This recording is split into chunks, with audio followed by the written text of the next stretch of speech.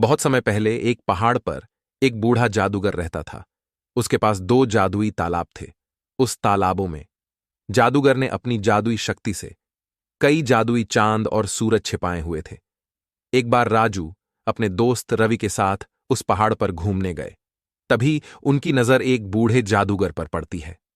अरे यह क्या, इस पहाड़ पर एक बूढ़ा जादूगर रहता है? मुझे तो ये बात पता ही नहीं थी। मुझे तो ये कोई बेरहम जादूगर लगता है। चल, यहां से चलते हैं। अरे रवि, तू तो एक नंबर का डरपोक है। कभी तो हिम्मत वाली बात किया कर। ये जादूगर बूढ़ा है, ये हमारा कुछ नहीं बिगाड़ सकता। देख राजू, मैं बेकार की मुसीबत मोल नहीं लेना चाहता। अभी भी कह रहा हूं, तो मेरे साथ यहां से वापस चल, वरना हम दोनों मुसीबत में पड़ जाएंगे। राजू रवि को काफी समझाने की कोशिश करता है, लेकिन रवि उसकी एक नहीं मानता। फिर थक हार कर राजू वहां से लौट जाता है। लेकिन रवि जादूगर के पास जाकर उससे बात करने लगता है। जादूगर रवि को पहाड़ की दूसरी तरफ ले जाता है। वहां पर तो बड़े तालाब मौजूद थे।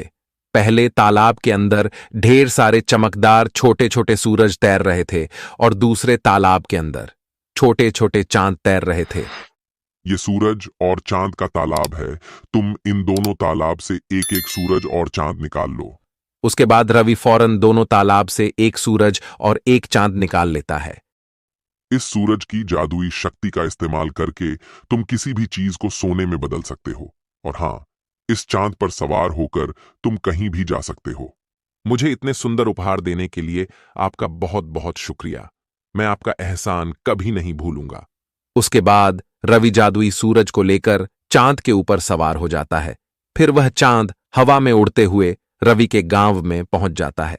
उसके बाद जादुई सूरज की शक्ति से रवि अपने घर में मौजूद सभी चीजों को सोने के रूप में बदल देता है। अगले दिन बाजार में ढेर सारा सोना बेचकर रवि बहुत दौलत हासिल कर लेता है। उसके बाद तो उसके ठाठ बाठ पूरी तरह बदल चुके थे। अब मैं इस इलाके को सबसे अमीर लड़का बन चुका हूं। अब मुझे जीवन में कभी किसी चीज की कमी नहीं होगी। लेकिन राजू को रवि की फिक्र होने लगती है और वह उसे समझाने के लिए उसके पास जाता है।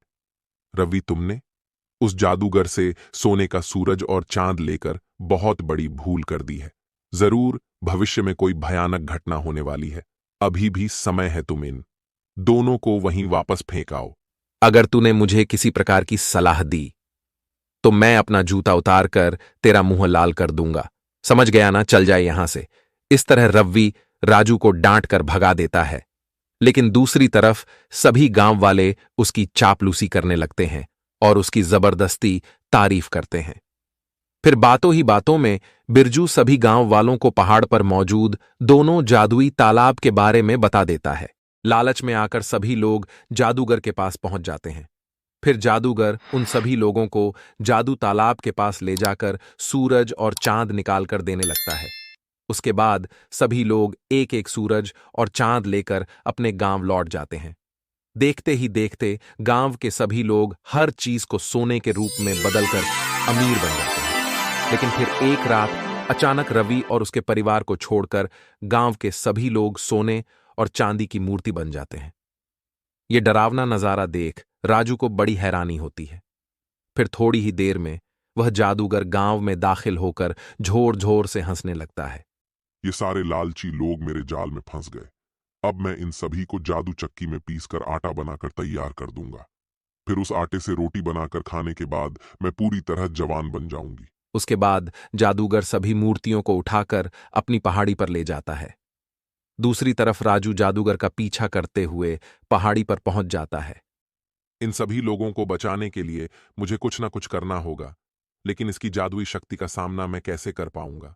तभी दरवाजे पर पिंजरे के अंदर कैद तोता राजू से कहता है, इस जादूगर को मारने का सिर्फ एक ही तरीका है, इसके कान